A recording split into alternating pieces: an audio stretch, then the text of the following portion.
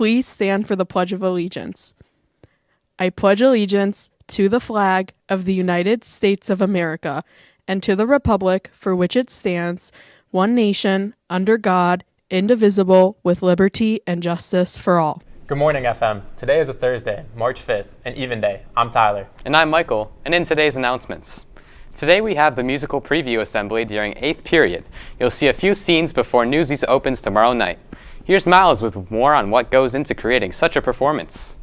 FM is home to a vast number of cultural events, but one of the longest running events here is the Spring Musical.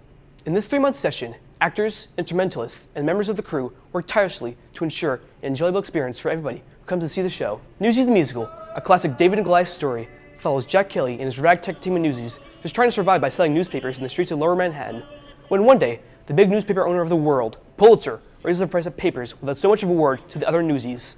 Now, Jack Kelly, the newsies, and Catherine, a news reporter from the New York Sun, work together to lower the price of papers and better the working condition for them and all the other children in the city.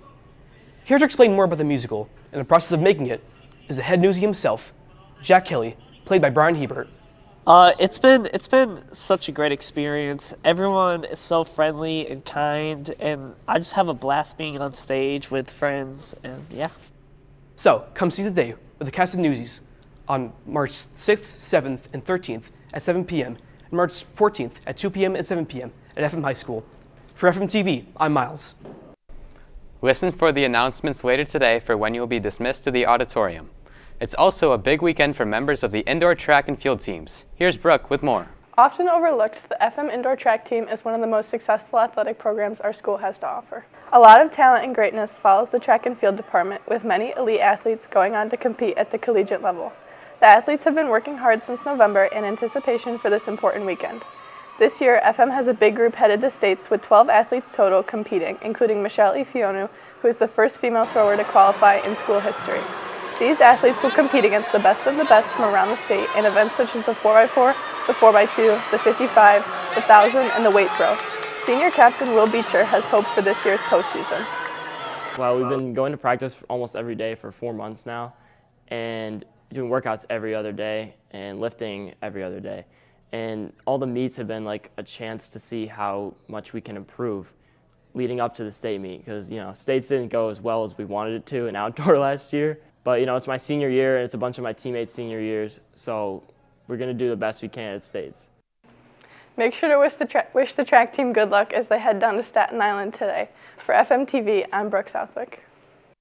Tuesday will be another day of competition with the Pi Day celebration. See the Rubik's Cube and Digit contest along with 5 Pi-Do acts. You can ask your 6th and 7th period teachers to sign up your class before the assembly is sold out.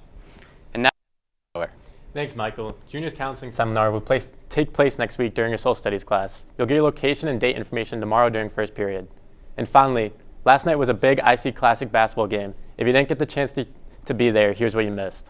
Well, Tyler, it was a very fun game to be at. A big crowd, very anticipated matchup between these two foes, and Liam Newton led the way for the IC Eagles to start this game.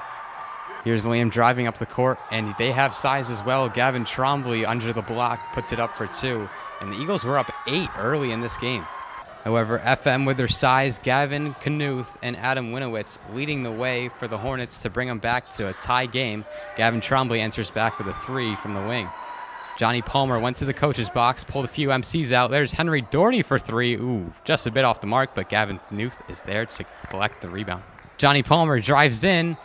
A little MC to MC to MC action, and he's fired up, gives the Hornets a bigger lead. Besides the MCs, a few random people on the court. Remy Sinclair from Brojo off the glass. Quick pass to Lila under the basket to start the second half, and it's in a very tight fourth quarter.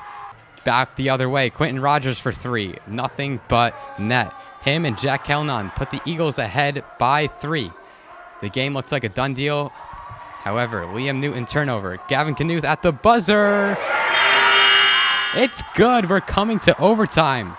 The last 2 years were tied. This year we'll have overtime. Quick pass over to Patrick Horton. He puts it up for 2. Last chance for Josh Gleesman, and it's just off. The Eagles end up victorious by 3.